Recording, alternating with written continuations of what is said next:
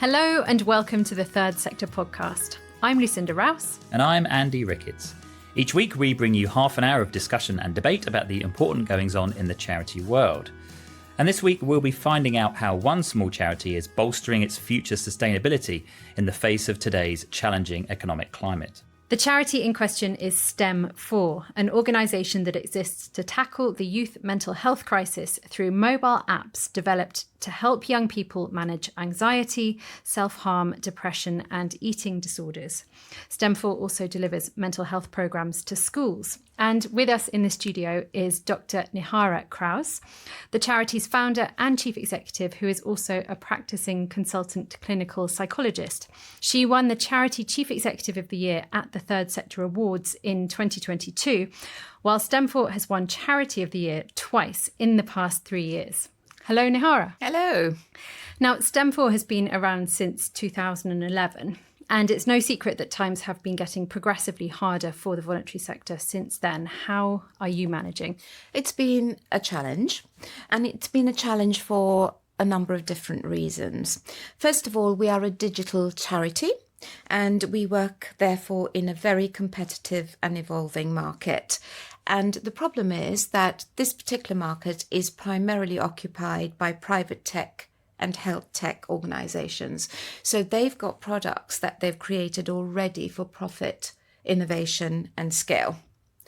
The other organizations that work in this field are healthcare organizations such as the NHS or private healthcare providers, and they have been our primary supporters over the years.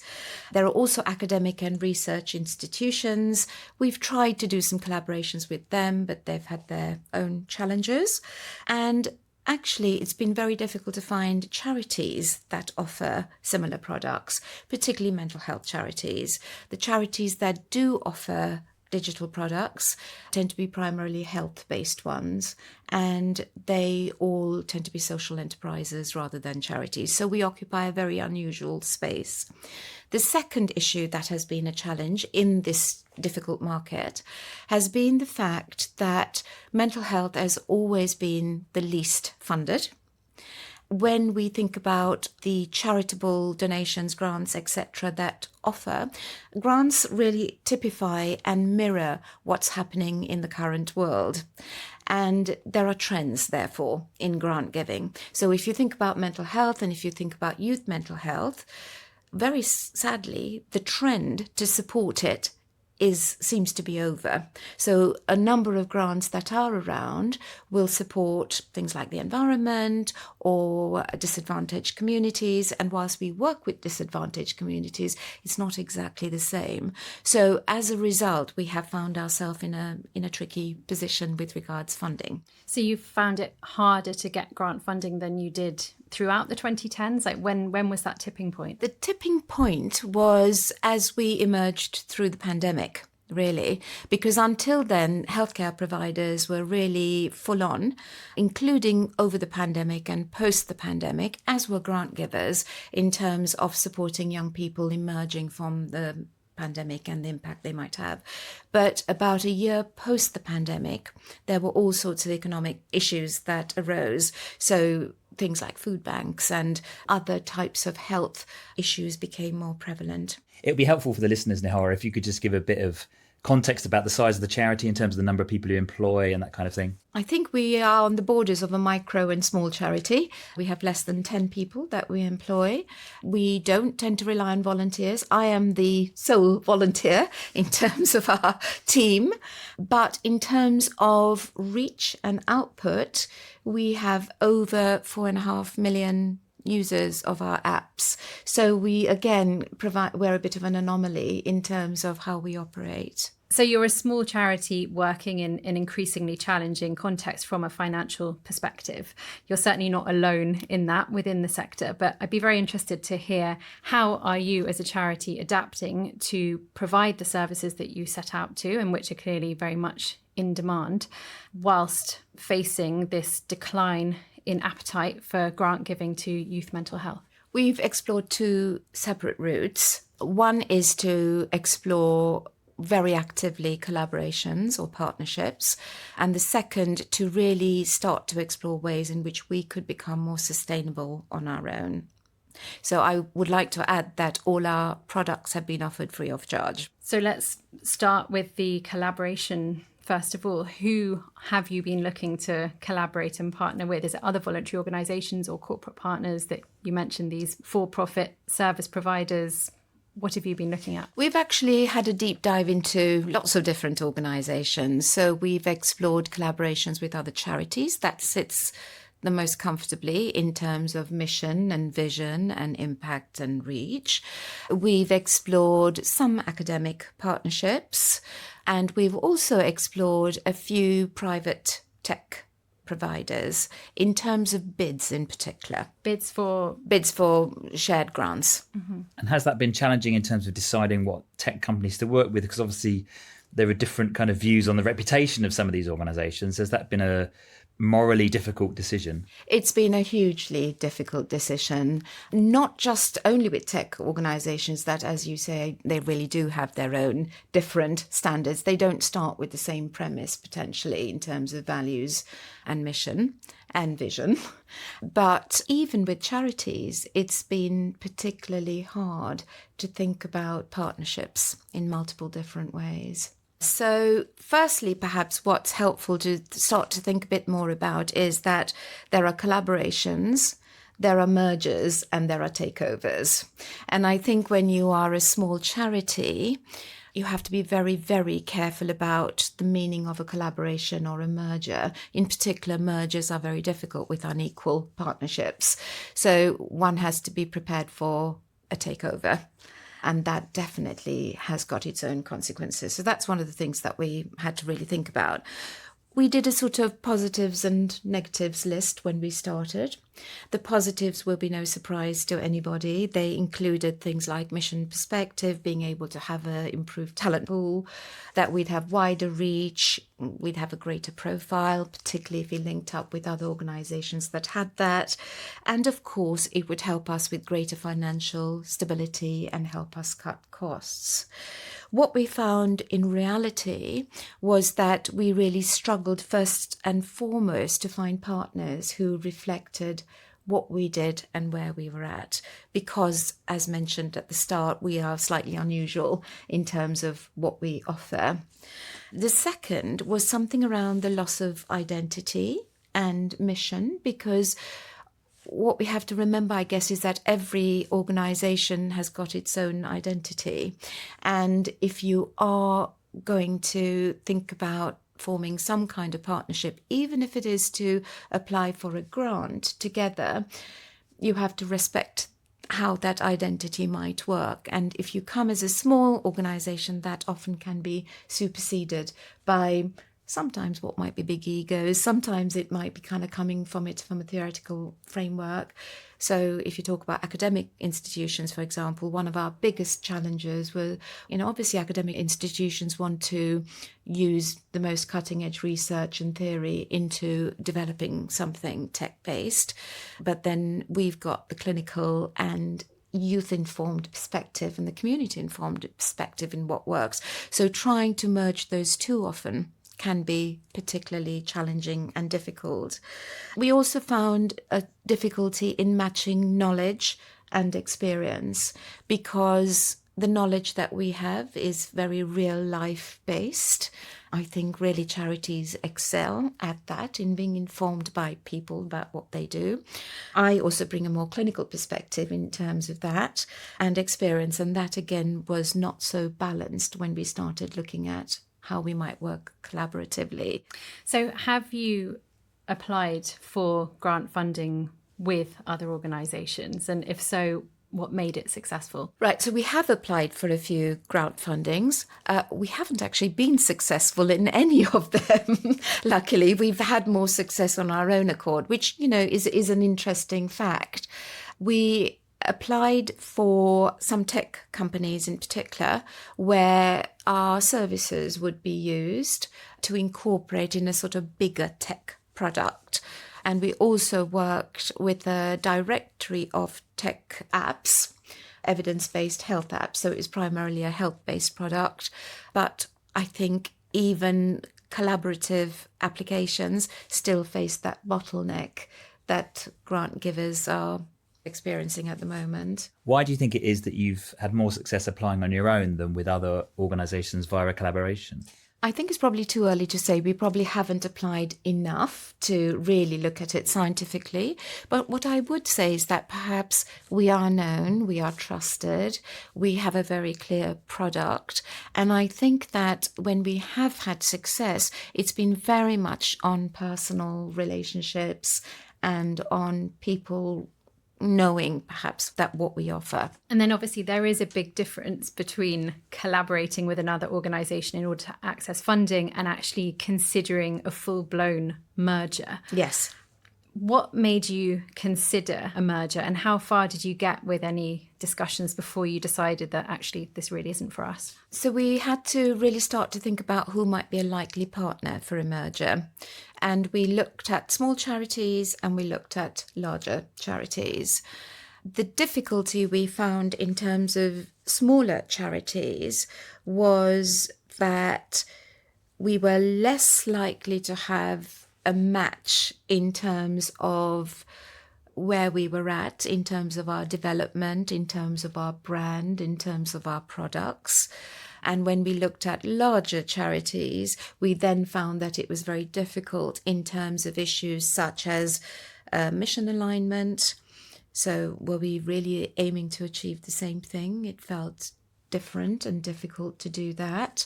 Leadership challenges, I think. And there's also something about trying to match culture. And cultural match was probably the hardest. So I rather jokingly said, actually trying to think a little bit about a merger was no different to dating. And that perhaps we needed to start to think a little bit about when you were dating. And we couldn't do speed dating, which also sometimes felt a little bit in the climate of what we were doing, what we were trying to do. But if we were going to go into partnership longer term on anything, then how do we find out a bit about the culture? Because the culture was not just what the organisation said they did, but it comprised of the people within it. And that then became incredibly difficult to think about from a matching perspective. And then going back to something that you said towards the very beginning of this discussion, you explored, in order to be financially sustainable going forward, working with others or sticking on your own. So let's go to the second part of that. What have you had to change recently in response to the declining grant funding situation that you've been faced with since COVID? Yes. So before we started actually on any of the two options I mentioned, we've always had an innovative mindset because we are constantly in an area where we have to do that.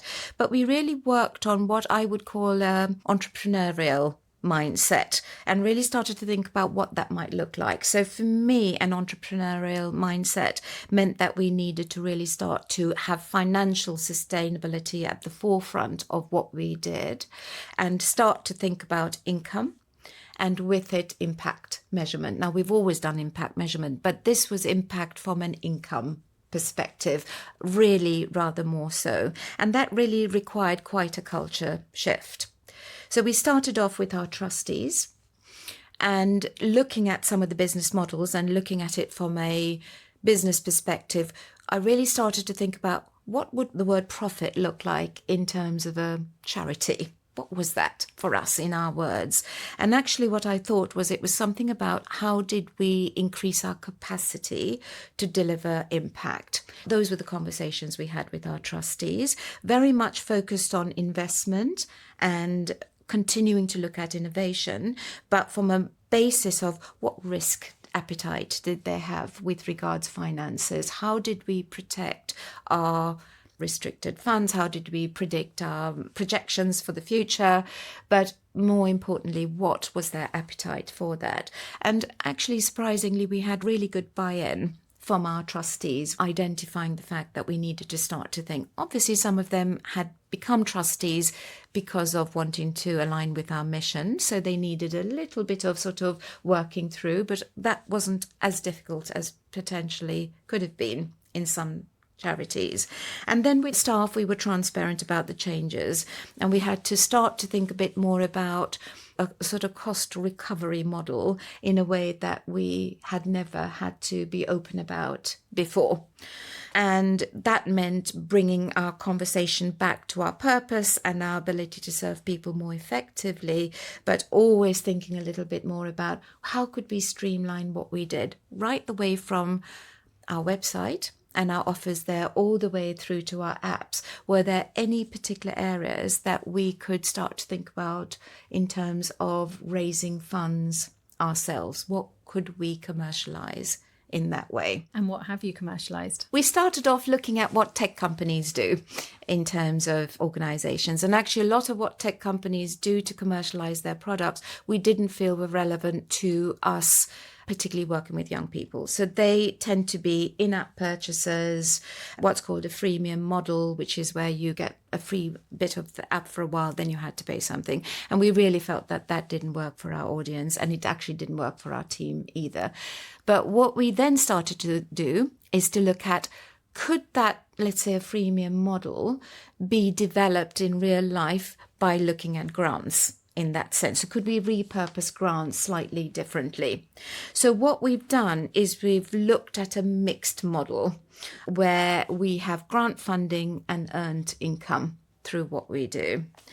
So what we've done with the grant funding is that we've approached grant funders saying we want to offer a freemium model for our young people so we could have wider reach, but could they please provide us with a grant to offer it to schools, to organisations, healthcare providers, so that they could then offer it free. So it was what was more of a B2C model, B2B model, I think is called in business, rather than us offering it directly to the consumer. And we've applied for a few grants on that basis, and we've had grant funders who've been interested in that model, and we're furthering those discussions. So where we would offer it still free to schools funded by a grant, but then the school would have it for the whole of their school free of charge in that way. We're trying to look at data in that way.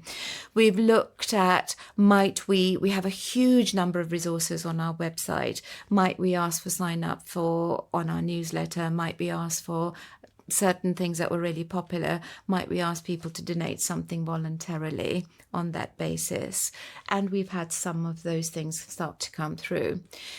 Because we're digital, we are worldwide. And so we thought, well, could we just turn on some charged basis on one of our most popular apps abroad and see how that might work internationally whilst it remained free for users here? And we're trialing that way around. And again, whilst we've had a drop in users, we've actually managed to maintain that relatively well without any marketing whatsoever. So again, it gives us a little bit more of a basis of what we can do.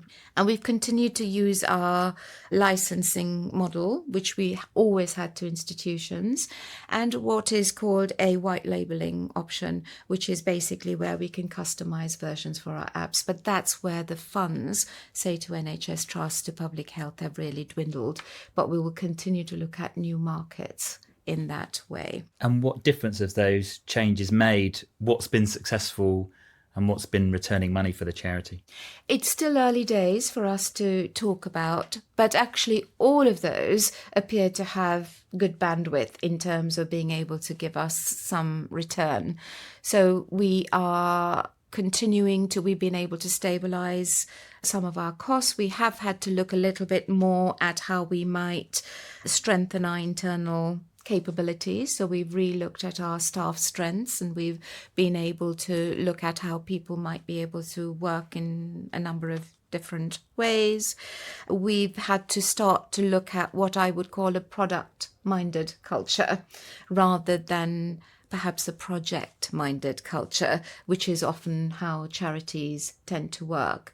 And we've had workshops, we've had groups, sort of focus groups, we've had discussion groups, and actually people have really come around and are quite excited about things. So it's a little example of that might be that our comms strategy has been to develop our social media, etc., but actually really starting to think about how might we develop it in a way that might engage users to provide us with some funds for things. How might we make it fun in terms of people, in terms of giving, has really turned things around. So we've run some campaigns on social media, small returns to start with, but for our investment, again, showing some sort of significant gains that we might start to get in that way.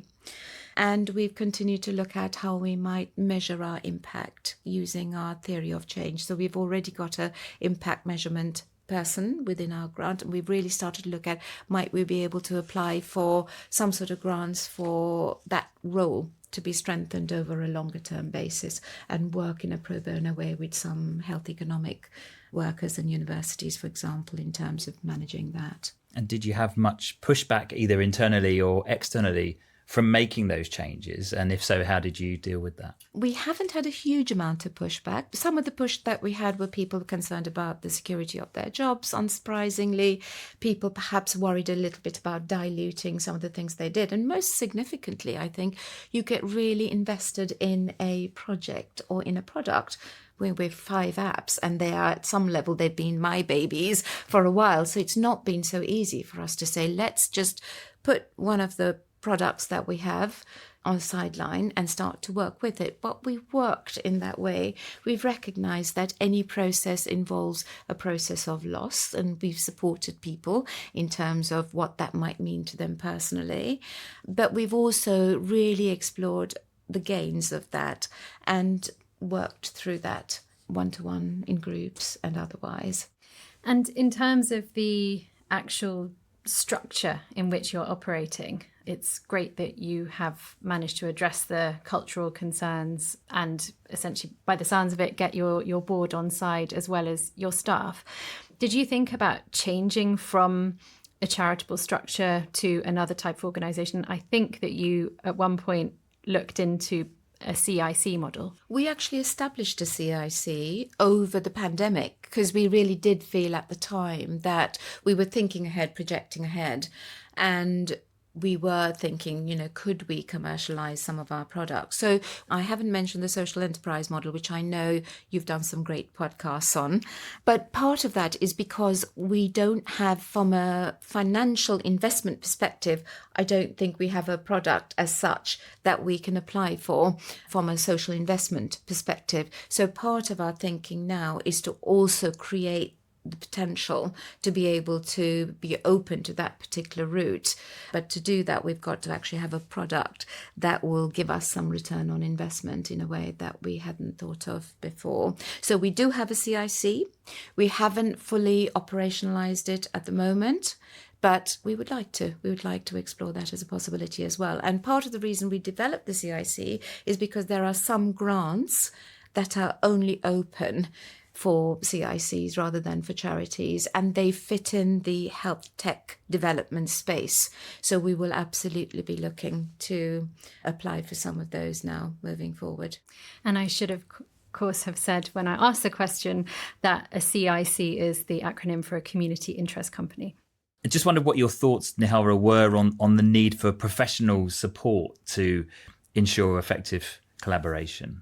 I would think that professional support's really, really important and helpful. We are charities. We're not experts in business development. We're not experts in mergers and partnerships. So I think that professional support can really help with regards legal, financial, and other development processes.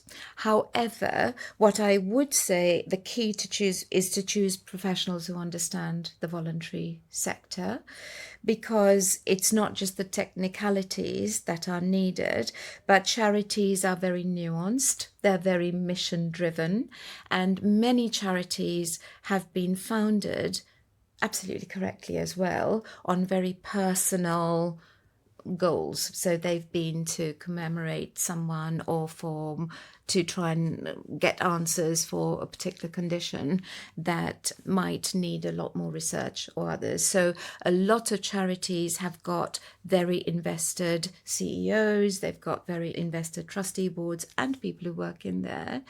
They've invested a huge amount of personal time and effort and money. And so I think any professional coming into that needs to be sensitive to that and work with what those organizations have been founded on if they're actually going to help them to grow and develop. And have you been able to find and access the support that you've needed in that respect? We have been very lucky with regards, we are allied with a particular multi-year funder who is extremely wise and extremely generous at being able to help us link with professions who work in this field. So again, they're at the early stages of understanding and listening to what charities might need. So they've been able to start with some introductions to some of the organised professionals who might help us with that. But these professionals don't come cheap. So what I would say to any funder is it would be really helpful if you can make some space within a funding grant to be able to help an organisation to really start to think about their sustainability model and their business model when that grant is provided, really. And in terms of some small charities out there might well say, well, that's all well and good, but we haven't got the money to pay for that kind of thing. What would you say to them? Well, what I would say to them is maybe try and link up with a charity that might have that and see whether there's, because we all need to work in partnership. I know we don't. It's always surprised me how competitive charities are. And I think that's to do with the way that funding is organised. Everyone's fighting for the same pot of money. But I'd say to a small charity, approach other charities, try and get some help and support, but try and see whether if you are applying for grants, you can almost build it up into your process, into your costing process, so that you've got that sort of access to help right from the start, and make sure that you don't lose your voice in terms of what you offer.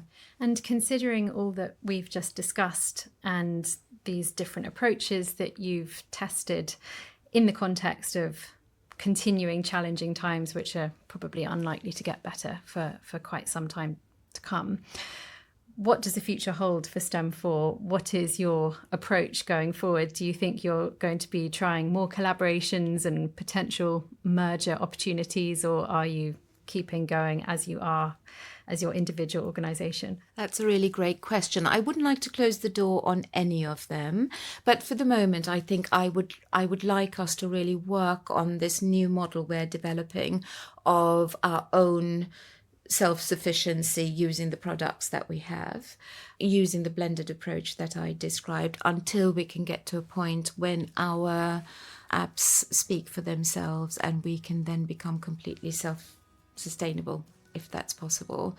But we'll always keep our eye open for other potential opportunities. Nihara, it's been so great to hear you speak. Thank you very much for telling us about STEM4's journey, and all the best with the coming years. Thank you very much indeed.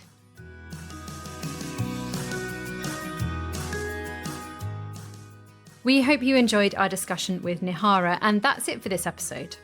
Now, we love to hear from you just as much as you listen to us, and we always do our very best to take on board the feedback that you send us. We have a survey which is always open. The link to access it is in the show notes to this episode, and it takes just a couple of minutes to complete. We've had some wonderful guest suggestions through that we have acted on. If you have 5 minutes this week, it would be so helpful if you would fill it in and let us know what you like, what you don't, and who, most importantly, you would like to hear in episodes going forward. But for now, from all of us at Third Sector, thank you so much for listening. Our producer is Nav Pal.